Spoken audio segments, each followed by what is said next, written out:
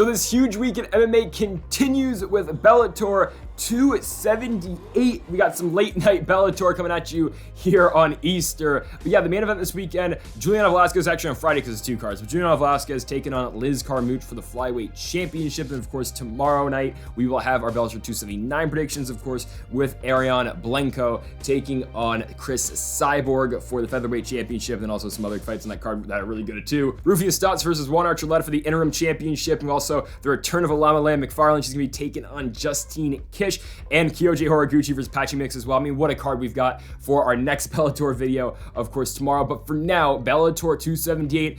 You see on the screen right now, Josh Hill versus Enrique Barzola is no longer happening. Hill had to pull out of that fight, so now instead we got Barzola taking on Nikita instead. So we're gonna see that fight in just a couple seconds. Of course, that is the wild card fight to the Bantamweight Grand Prix, and same can be said about Lugo and Sabatello as well. And folks, if you have not yet, make sure that subscribe button down below for some more MMA here on the channel. We've got 4 MMA videos going out this week: UFC Andrade versus Lemos, of course, Bellator 278 and 279, and also PFL Week 1 action in the main event. Clay Collier taking on Jeremy Stevens. So PFL and Bellator 279 coming out tomorrow, and the UFC is already up earlier today. So we've got 9 fights so far on this Bellator 278 card. The first one being Zach Zane and Tofik Musayev. For Zach Zane, he's coming off that loss on LFA where he fought just a couple months ago. He got TKO'd finish with the leg kicks and eventually with the ground and pound afterwards. And he lost before an Eagle FC to the Jaguar Paw, of course, PFL's own. But yeah, so Zach Zane lost that fight in Eagle. He lost in LFA after, and he's fought in Bellator before. He fought last on Bellator 236, which was that card in Hawaii, on Almeida McFarlane, and she was taking on Kate Jackson in that one. AJ McKee, Derek Campos was on that card too. But yeah, Zach Zane fought on that card. He won by unanimous decision, taking on a guy who's 3-0 at the time. And what does Zach Zane do well? I mean, he can scrap kind of on the feet, but you know, he's pretty good on the ground. Just all around though, I mean, he's taken on a pretty good fighter in Tofik Musayev here, former Ryzen guy. His last fight in Ryzen was last year when he fought for the lightweight championship. He did lose that fight, but I mean, he owns a win over Patricky Pitbull back at Ryzen 20. In the tournament finals, he ended up winning twice on that night on the New Year's Eve show in 2019, but he beats Patricky in the main event, or in the finals of that tournament, winning it by unanimous decision. And I mean, he shouldn't have any problems here with Zach Zane in this fight. I mean, again, Jaguar Paul ran through him. Zane just lost on LFA as well. I don't think Musayev's gonna have any problems in this one. Again, I feel pretty good about it. I'm gonna say second round TKO finish. He's gonna be able to keep this fight standing. He'll probably just have his way with Zane. So second round TKO win for Tofik Musayev. Next up, Eric Perez taking on CJ Hamilton. For Perez, coming off that win last year, his first win in Bellator, beat Blaine Shutt. I mean, he was a minus like 500 favorite in that one. He wins it by unanimous decision because he comes into Bellator, right? He's, you know, on a pretty good winning streak. He was coming off a winning streak in the UFC too. He was on a 3-fight winning streak. Beat Francisco Rivera. He got released from the promotion. He takes 2 years off. He comes back in 2018. He wins on Combate twice, and then he comes into Bellator, loses 2 fights, gets knocked out in his first fight, and then runs into Josh Hill his second fight, which, I mean, he was a favorite in that fight, but Hill beats him by unanimous decision. And again, you know how good Hill was. He was supposed to be in that wild card fight, of course, against Lugo later tonight, or not Lugo, excuse me, against Barzola, but of course that one got canceled because Hill had to pull out. Perez runs into Hill, he loses by unanimous decision, then he turns that into a win in his last time out for Bellator. He's taken on CJ Hamilton. Guy's 15-9 in his career. He's 0-2 in Bellator. His first fight, I mean, is a very tough out against Magomedov. Magomedov is one of the top guys in Bellator right now. Of course, losing to Ralphie and Stotts in his last one, but the guy's really talented, and CJ Hamilton just got subbed in the second round by him. And then he lost his last fight as well in Bellator, getting KO'd in the second round. He had a fight against Jimmy Flick as well, former UFC fighter, and Jimmy Flick, or former MMA fighter, I guess, just in general, since Flick has now retired. But Flick got him with an arm triangle choke in the second round. Hamilton's won most recently in 2019, so it has been 3 years since he has picked up a victory, winning by split decision over in Combate over DJ Fuentes, a fighter at the time who's 13-11, now is 13-12. I mean, this is an easy Bellator, mismatch here. Eric Perez is better everywhere. I think he's better on the ground. I think he's better on the feet. I just think he outworks CJ Hamilton wherever this fight does go, and I'm going with Eric Perez to win this one by unanimous decision. So now we've got a fight with 2 guys who have a combined 1 fight so far in professional MMA. We got Kuber versus Perry. I think Kuber's gonna roll right through him. I mean, he's a huge favorite coming into this one. He does only have 1 professional MMA fight, but it's a 9-second knockout at Titan FC just a couple months ago, or just actually last month on Titan FC 74. And you know what Titan FC does? They book a lot of mismatch fights. They book guys who guys they're trying to push versus guys who are have 7,000 losses. And Cooper was one of the guys who they are trying to elevate. He won that fight with a 9-second knockout, and he was undefeated in his amateur career too. Only 2 fights though for him in the amateur ranks, taking on Blake Perry. A guy who, I'll be honest, I don't know anything about, but he's 5-3 in his amateur run. Last fighting amateur MMA in late 2021. He beat Walter Shaw by KO in the second round. He has shown that he does have the ground game that could maybe offer Cooper some problems, considering Cooper is pretty good on the feet from the 9 seconds I've seen out of him. But again, the Bellator knows what they're doing. Cooper is from Hawaii. Same with Blake Perry too, but still, they're trying to push the 21-year-old here and Makoa Cooper.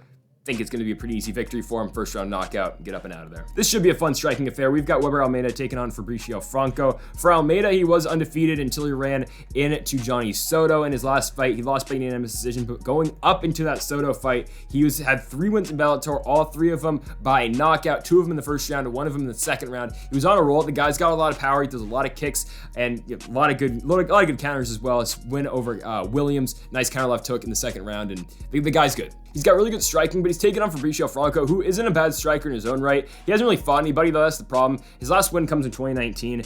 It's a win over Macon Costa, winning that one for the HFT Fight Night Featherweight Championship. He wins it by a head kick knockout in the third round. He hasn't fought since then. Well, his last fight, actually his only fight since then, was in Combate, losing in September of 2021, losing by unanimous decision. He's supposed to take on Almeida earlier this year at Bellator 273 on Bader and Moldavsky, but Franco missed weight, I believe, going into that one. Yeah, he missed weight. So this fight's now been rescheduled for this date. I think Almeida wins. I don't think he's going to have too many problems.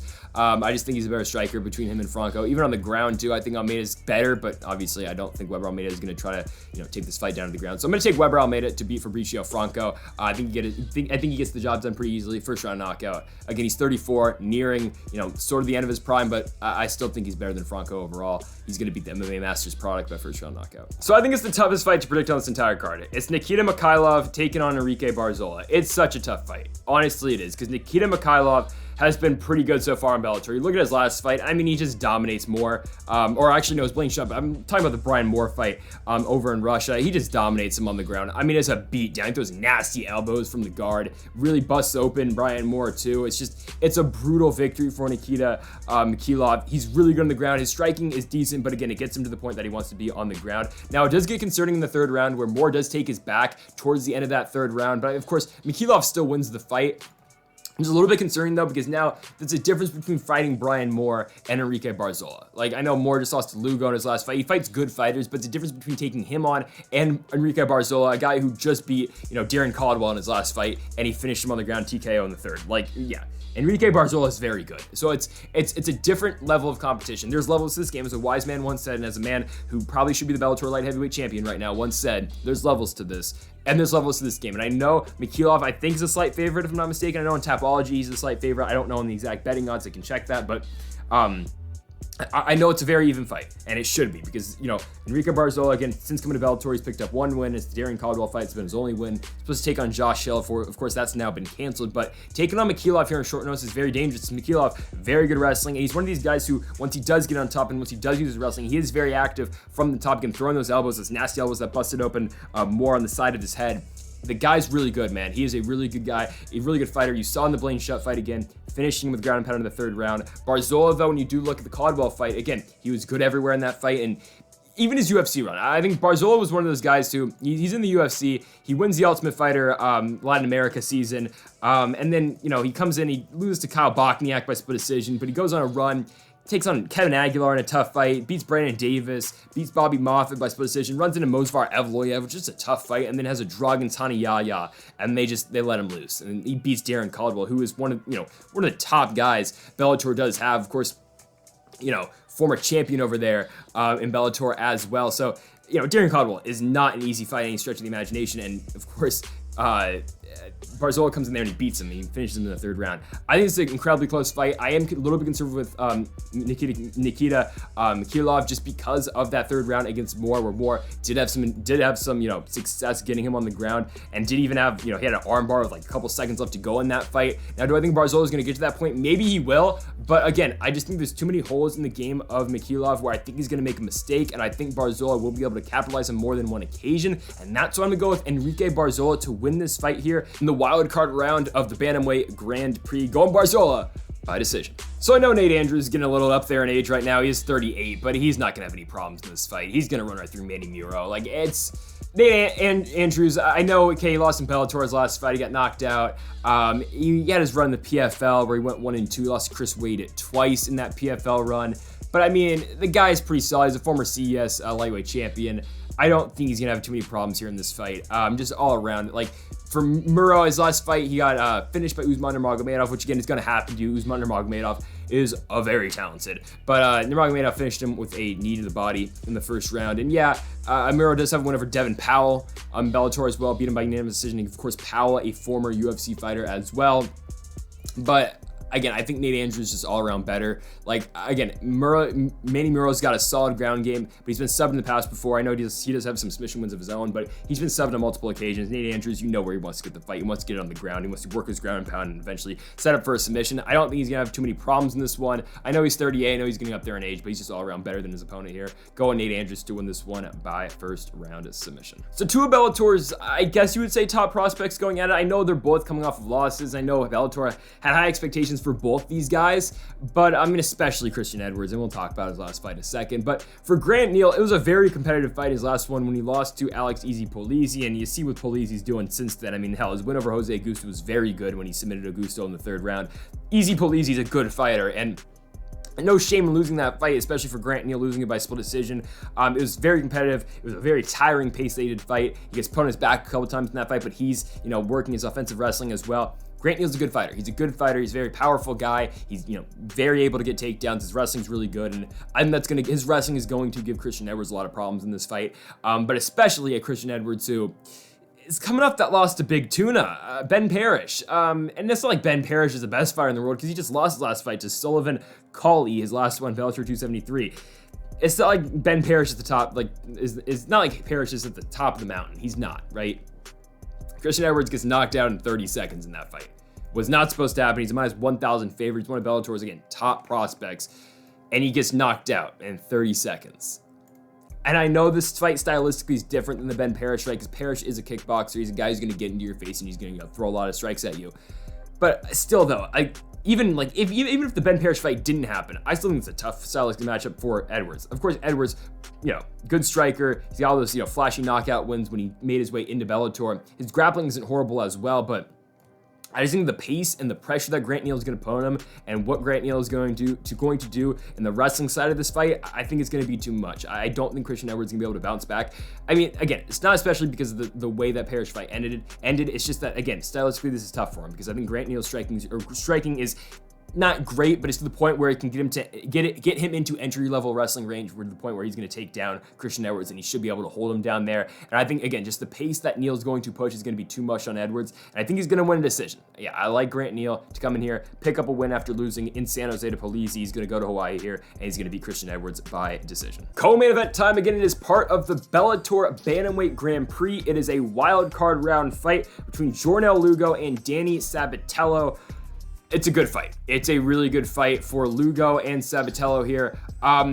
Man, I just think it's another one of these fights where Lugo undefeated so far. He's 8-0. For Sabatello, he's 11-1. He's got that one hiccup loss to Erwin Rivera. It's a fun fight. It's for the Titan FC Bantamweight Championship. He loses in the fourth round. He gets finished. That's a tiring fight. It's an exhausting fight. And Erwin Rivera, say what you want about the guy who just, won his last fight. Good for him in Eagle FC. But say what you want about the guy. The guy has a very good chin. He's hard to put away. He's always going to be in your face, and he's always going to bring the brawl to you. I mean, the guy, again, he went 1-2 in the UFC. And again, say what you want about him in his personal life and all that, but he's a good fighter. So that's my thing about Erwin Rivera. But Sabatello had a very, competitive fight with him. That was in 2019. Since then, he hasn't lost. He's 5-0 since that loss to Erwin Rivera. He came back, built himself back up in Titan FC, and he won the Titan FC. He won their Bantamweight Championship, where he beat Raymond Ramos. He wins that fight by first round submission. Then he goes to the Contender Series after that. And it's an interesting point in his career, because he beats Taylor Moore. He pretty dominantly beats him by unanimous decision. They don't give him the contract, and he's the only guy on this Contender Series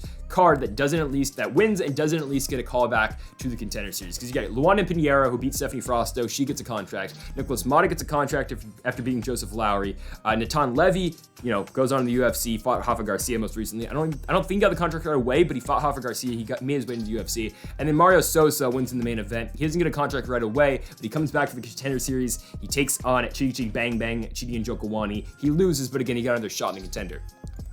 Danny Sabatello didn't get another shot in the Contender Series, and he might be the best guy to fight out of all of those 5, honestly, right? I mean, Pinheiro's okay, but still, he was probably the best guy that they got. Or Nicholas Mata's okay too, but he's like, I still think Sabatello is the best prospect, the best talent to come out of that individual Contender Series show. So he comes back and he picks up a really good win over a very good fighter who I think highly of. One of these guys who maybe eventually I think he should get a shot in the Contender Series potentially this upcoming season. It's Damon Blackshear. And Damon Blackshear is going to be fighting for the CFFC Bantamweight Championship in a couple months. Or actually next month he's going to fight for the championship against Josh Smith. He'll probably win that fight, honestly, where he's going to try to defend his championship for the first time after he beat DeAndre Anderson his last one. The guy's really good, and Sabatello had 0 problems with him. Sabatello holds him down basically throughout that entire fight. It goes 25 minutes, and it's just pure wrestling domination by Danny Sabatello. And then he takes on Brett Johns, and it's more than the same. He beats him by unanimous decision. The guy's really good. Danny Sabatello is a very good fighter. Jordan Lugo, you look at his fights. Now, his last fight against Brian Moore, he does a good job in that fight, and like, want to go back to the Cass Bell fight where it's Lugo winning the fight on the feet for the first couple rounds, and then in the third round he goes for the takedown and he gets it. Lugo's ground game is solid, but it's not really where he's going to try to have this fight against Sabatello, because obviously I think Danny Sabatello has a clear advantage down there. If Lugo's going to win this fight, he's going to have to keep it on the feet, he's going to have to strike at distance, he's going to have to work the leg kicks like he did early in that Cass Bell fight. I know he's got the submission win over Keith Lee in his fight afterwards, but I just don't think Lugo's going to be too much of a threat on the ground, considering how good and how much pressure Danny Sabatello does put on his opponents when he is on top and when he does have top control. So I don't think that's going to be an option for Lugo in this one, but it's definitely going to have to be him striking against Sabatello, where he could eventually win this one. Again, though, it's just tough to take Lugo just because how dominant Sabatello's been recently. He's got the win over Brett Johns, which is huge. It's not like Johns washed up. You saw his last fight. He won over in Ireland, I think it was the last. Did he find the Musayev card? Yeah, he won in Ireland. Most recently did Brett Johns. Sabatello did a very good job weathering the Brett Johns storm in that one. And the fight I keep going back to is the dominant wrestling performance for the Titan FC Championship, where he beats Damon Blackshear to retain his gold. So I think Sabatello's really good. I think he's going to come in here. I think he'll 30-27 Lugo and move on officially to the Bellator Bantamweight Grand Prix. It's time for the main event for the Bellator Flyweight Championship of the World. It will be Juliana Velasquez taking on Liz Carmouche. Okay, so Carmouche, of course, coming over from Bellator after she lost to Valentina Shevchenko for the UFC Flyweight Championship. She gets cut from the promotion while she's doing promotional work for the UFC, I believe for the military. But anyways, she gets cut from the UFC all of a sudden, and then she beats Deanna Bennett in her first fight in Bellator. She subs her in the third round. Then she beats Vanessa Porto by unanimous decision, which was a really good win. And then her last fight, beating Kana Watanabe by standing TKO knockout in the first round in 30 seconds. She just blitzed Watanabe and she finished her in 30 seconds. Didn't think we were going to get that out of Liz Carmouche, but it's a really good win for her, and of course it propelled her now to this title opportunity with Juliana Velasquez. My thing is, I don't know if Juliana Velasquez fights this fight kind of like the way she fought the Almeida McFarlane fight. I don't know what Carmouche offers her that's any different from Almeida McFarlane. Now, in Velasquez's last fight against Denise, I'm going to be honest, I thought she lost the fight. I scored it the other way, and I picked Velasquez to win the fight. I thought she lost. It was a split decision win. She wins. She tried to strike with the striker, and again, the judges gave it to her ever so slightly. I didn't think she won, but still, I don't think that version of Juliana Velasquez loses to Liz Carmouche. I think Liz Carmouche's striking is okay, it's decent, but Velasquez has got power for a 125-pounder. She'll be able to keep her distance against Carmouche, because Carmouche throws punches and bunches. She's going to come out there. She'll throw like a 4-piece combo like she did against Watanabe, and then she'll be in and out. She'll keep doing that over and over again. And of course, I think Velasquez is just so much better everywhere. I think on the ground she's better, obviously. I think in the clinch, where you're going to see a lot of this fight contest, it's going to be in the clinch, and I think Velasquez should be able to outpower Liz Carmouche somewhat like what she did to Almeida McFarlane. The elbows Velasquez throws in close range is really nice as well. But again, you just go back to the Almeida McFarlane fight. McFarlane at the time was undefeated. Velasquez was a favorite going into that one because, to be honest, McFarlane really hadn't fought anyone too good in Bellator to that point. I know she fought Letourneau and she fought Alejandra Lara too, but like she really hadn't fought anyone to the level of Juliana Velasquez. And of course, Velasquez wins the fight by unanimous decision. I just think all around she's better than Liz Carmouche. Carmouche might have some advantages, in some parts of the striking, but I think if Velasquez fights this fight carefully, I guess, again, it's not like Carmouche is going to put her down with one shot, so this is probably going to go 25 minutes. I think Velasquez is going to control where this fight is end up, whether it be in the clinch or whether it be on the ground, where she did do a lot of her good work against Almeida McFarlane, and it was on the feet too. It's just a really complete performance for Velasquez. As you look at her last fight, she just wanted to strike with the striker, which again, she barely won, it's okay, But as long as she fights this fight, with a good game plan, she will beat Liz Carmouche, and I don't think she'll have too many problems in doing so. Carmouche is 38. She's getting to the tail end of her career. Velasquez is 35. She is getting up there too, but I don't think she's gonna have too many problems with Carmouche. And honestly, I don't think Velasquez has too many problems with anyone right now in the Bellator 125-pound division. Likely, if Almeida McFarlane beats Justine Kish tomorrow night, that'll probably be what's next for Velasquez. But again, I don't think that fight offers too much for Velasquez because I've already seen her beat Almeida McFarlane. She'll probably do it again, but I think in this one, she will beat Liz Carmouche just by controlling where the fight does end up, and she'll win it by unanimous decision. So folks, thank God for watching our Bellator 278 preview and predictions video here. If you are new to the channel, make sure that subscribe button down below. We've got 2 more MMA videos coming out tomorrow, Bellator 279 and PFL Week 1 for the 2022 regular season. So folks, thank God for watching. Make sure that subscribe button down below for more. And Mamba, forever.